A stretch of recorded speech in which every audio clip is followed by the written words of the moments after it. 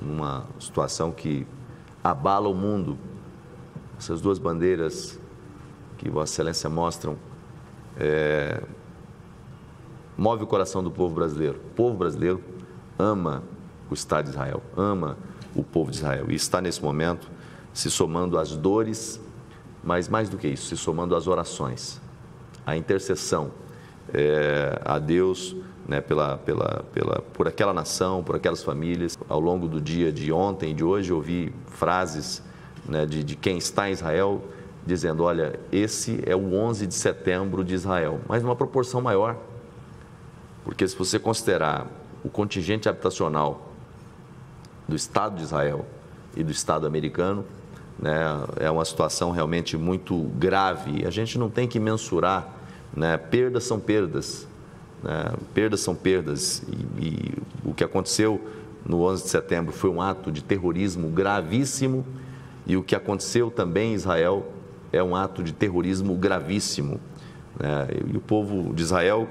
que já tem, né, na sua memória histórica, né, uma situação que foi tão triste que por todos nós, até os dias de hoje, quando a gente vai no Museu do Holocausto, quando a gente passa nesses lugares, né, que nos levam à reflexão quanto aos acontecimentos, realmente a gente fica sentido, consternado. Está aqui as duas bandeiras, né, a bandeira de Israel, a bandeira do Brasil, duas nações irmãs.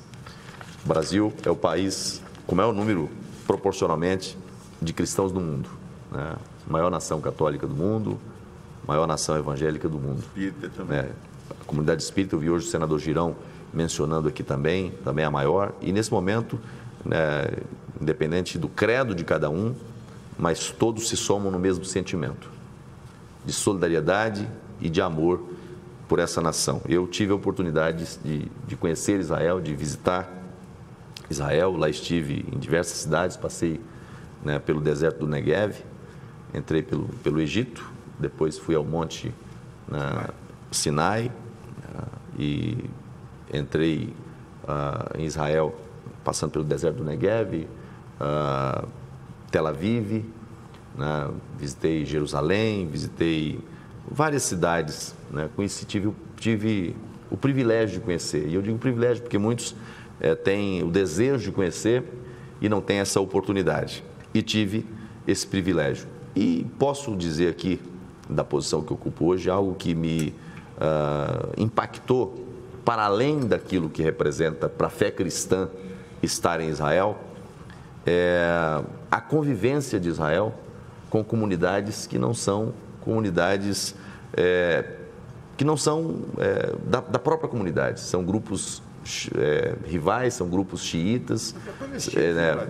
Exato, você está dentro de uma região, de repente você chega num monte, vai subir num monte, aquele monte é um território de palestinos, de outros grupos, e que o guia, que é judeu, não pode subir.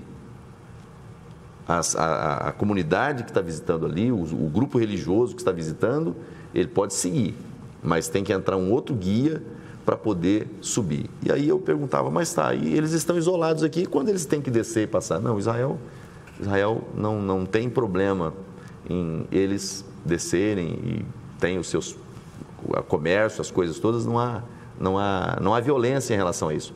Mas e se o contrário acontecer? Aí é complicado. Você vê que o guia não pôde subir.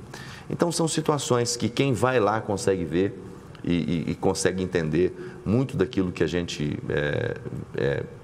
acompanha pela mídia. Agora, a mídia distorce muito. E quando você vai, você consegue entender como é a vida em Israel. É um país pequeno, territorialmente pequeno, cercado por inimigos. A definição que eu tive quando eu saí de lá é um país pequeno e que a sua gente vive cercada por inimigos.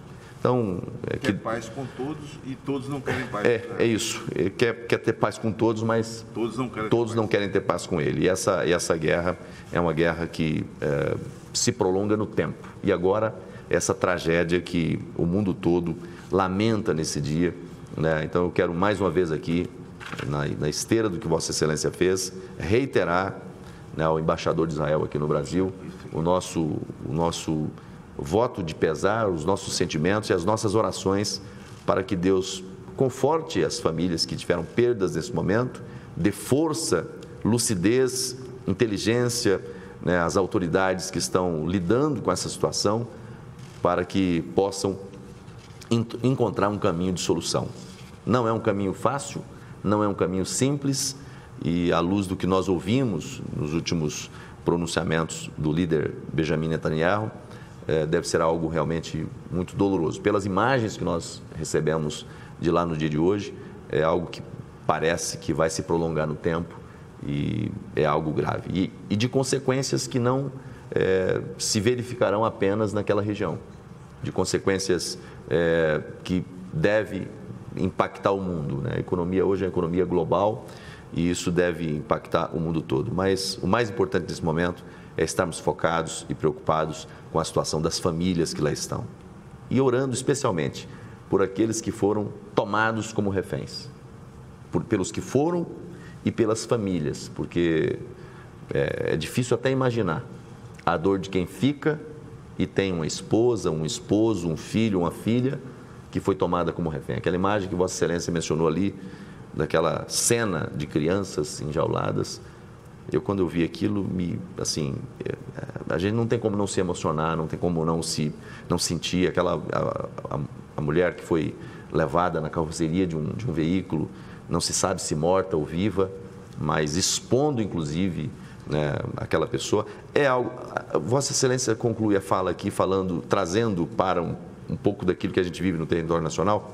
Nós vivemos aqui uma construção de uma narrativa sobre questão de golpe, questão de terrorismo, mas a gente tem que ter muito cuidado quando a gente coloca carimbos de algo tão grave para situações que são graves também e que merecem a atenção das autoridades, mas você não pode relativizar para naturalizar, porque quando alguém ouvir uma autoridade falando sobre terrorismo, sobre o ato de golpe, é preciso saber qual é a dimensão disso.